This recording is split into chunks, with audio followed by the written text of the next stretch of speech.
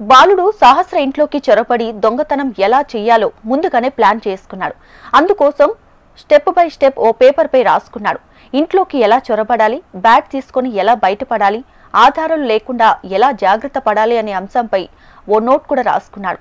చివరిలో machine done అని రాసుకున్న ఆ లెటర్ను పోలీసులు స్వాధీనం చేసుకున్నారు. దొంగతనం చేయడానికి నెల రోజుల ముందు నుంచి బాలుడు ప్లాన్ చేసుకున్నట్లు వివరించారు. బాలుడు ఓటీటీలో క్రైమ్స్, సస్పెన్స్ స్టోరీస్ తరచుగా చూసేవాడని, వాటి ప్రభావం వల్లే ఆధారాలు దొరకకుండా జాగ్రత్త పడ్డాడని పోలీసులు వివరించారు. ముందుగానే అనుమానం వచ్చి బాలుడిని విచారించినప్పటికీ సదరు బాలుడు పోలీసులను తప్పుదోవ పట్టించే ప్రయత్నం చేశాడు.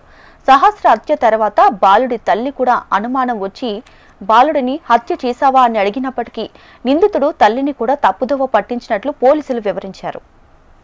రాసుకున్నాడు. ఆ సిప్ లో ఏంటంటే ఫస్ట్ ఒక గ్యాస్ ప్లస్ టేబుల్ ఎట్లా రెడీ చేసుకోవాలి, తర్వాత లాక్, ఆ గ్యాస్ ను ఉపయోగించి లాక్ ఎట్లా ఓపెన్ చేయాలి, తర్వాత మనీ ఎట్లా తీసుకోవాలి, మళ్ళీ ఆ గ్యాస్ ఆన్ చేసి ఆ లాక్ చేసి ఎట్లా బయటపడాలి అని చెప్పేసి రాసుకుని లాస్ట్ లో మిషన్ డన్ అని రాసుకున్నాడు. అంటే అది ఎప్పుడు రాసుకున్నాం అంటే కొద్దిగా ముందే, అంటే ఒక 1 month బ్యాక్ రాసుకున్నాం అని చెప్తున్నాడు. అంటే ఆయనకి ముందే ఆ థాట్స్ ఉన్నాయని మనకు అర్థమవుతా ఉంది. బ్యాట్ దొంగతనం కోసం వెళ్ళాడు. మనం ఎన్నిసార్లు అడిగినా మనీ గురించి చెప్పడం లేదు. నాకు ఆ బ్యాట్ యాక్చువల్గా ఏంటంటే డిసీజ్డ్ వాళ్ళ తమ్ముడు 6 years ఉంటాయి, ఈయన కలిసి క్రికెట్ ఆడేవాళ్ళు.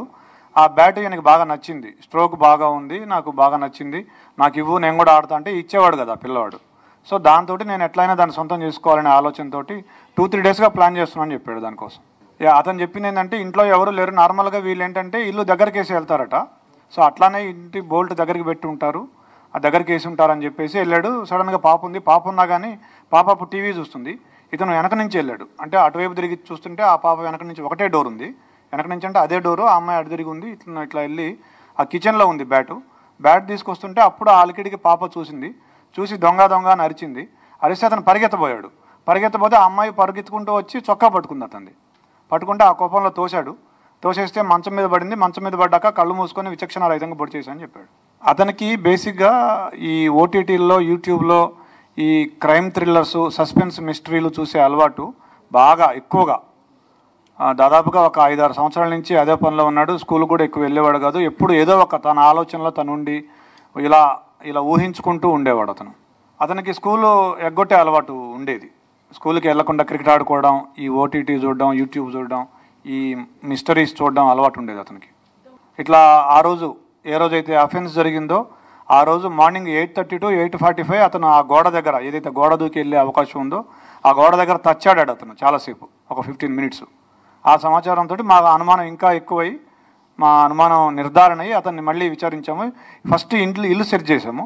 ఇల్లు సెర్చ్ చేస్తే మాకు ఈ లెటర్ దొరికింది, అతను రాసుకున్న లెటర్ ఏదైతే ఉందో అది. తర్వాత కత్తి కూడా దొరికింది. 3 కత్తులు ఉన్నాయి. ఏ కత్తి అంటే సార్ నల్ల కత్తి, నల్లపిడి ఉంటుంది, దానికి అంచు నల్లగా ఉంటుందని అతనే చెప్పాడు. ఆ కత్తి తీసుకొస్తే ఇదే అని చూపించాడు.